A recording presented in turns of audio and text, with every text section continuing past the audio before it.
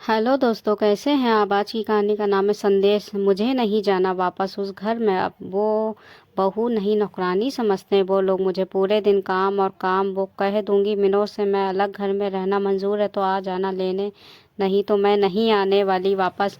गुस्से में तमतमाती और आश्वासी होकर संगीता ने कहा तो माँ विमला जी आश्चर्य से उसे देखने लगी और संगीता को अपने पास बिठाकर पानी पिलाया और कहने लगी, क्यों परेशान हो रही हो संगीता, है ना तेरे साथ।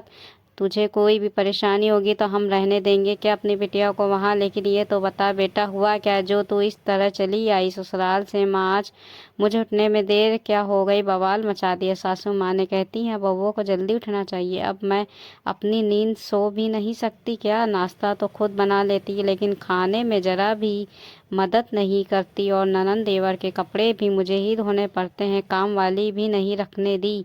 कहती है विनोद की इतनी सैलरी नहीं है कि घर में काम वाली रखी जाए। हम दोनों मिलकर कर सकते हैं। जब काम तो काम वाली ही की क्या ज़रूरत है।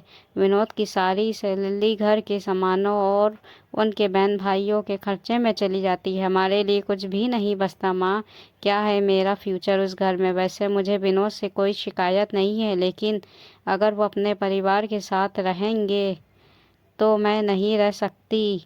माँ, मैं नौकरी कर लूँगी और अपनी मर्जी से अपना जीवन जीऊँगी। इस बस सोच लिया है मैंने। संगीता का चेहरा गुस्से से लाल हो रहा था। विमला जी ने चाय बनाई, संगीता को कुछ खिलाया और जब वो शांत हो गई तो कहने लगी, देख संगीता, एक लड़की की शादी सिर्फ पति से नहीं होती, पूरे परिवार से होती है। मैं भी तेरी तरह जब इस घर में आई थी तो तेरे चाचा और बुआ छोटे दो दो बच्चे मिले थे। मुझको तेरे दादा दादी दोनों का देहांत एक रोड एक्सीडेंट में हो गया था। बच्चों की तरह लालन पालन किया मैंने उन दोनों को।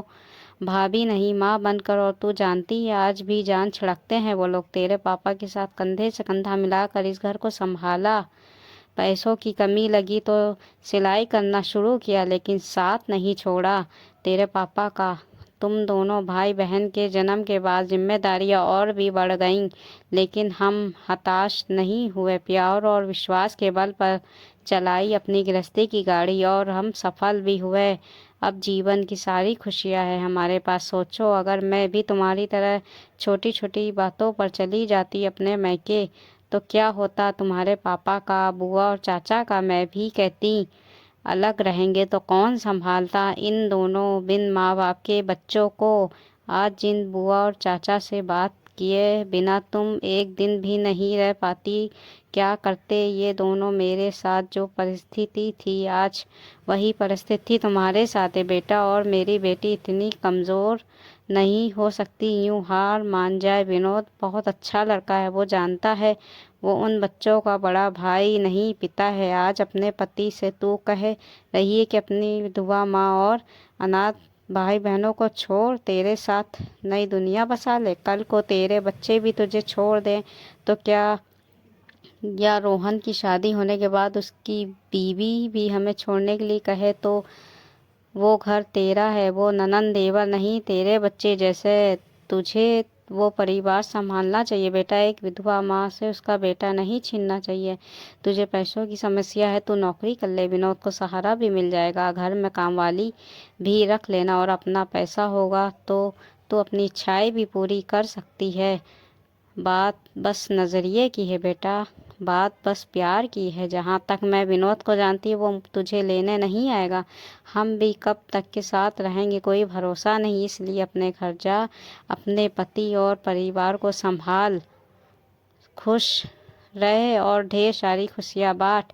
एक अच्छी पत्नी वही होती जो हर कदम पर अपने पति का साथ देती। और मैं जानती हूँ मेरी संगीता जितनी प्यारी बेटी उतनी ही प्यारी बहू और पत्नी भी बनेगी। विमला जी की सकारात्मकता से भरी बातें सुनकर संगीता अपनी माँ की गोद में सर रख कर लेटी रही और थोड़ी देर बाद बोली, माँ मैं जा रही हूँ, मार्केट की बोल कर आई थी, कुछ ज़्यादा ही देर हो गई तो सब लोग परेशान हो जाएंगे। विमला जी ने अपनी बेटी को प्यार से विदा किया और जीवन का बहुत बड़ा संदेश देकर एक टूटा रिश्ता बचा लिया।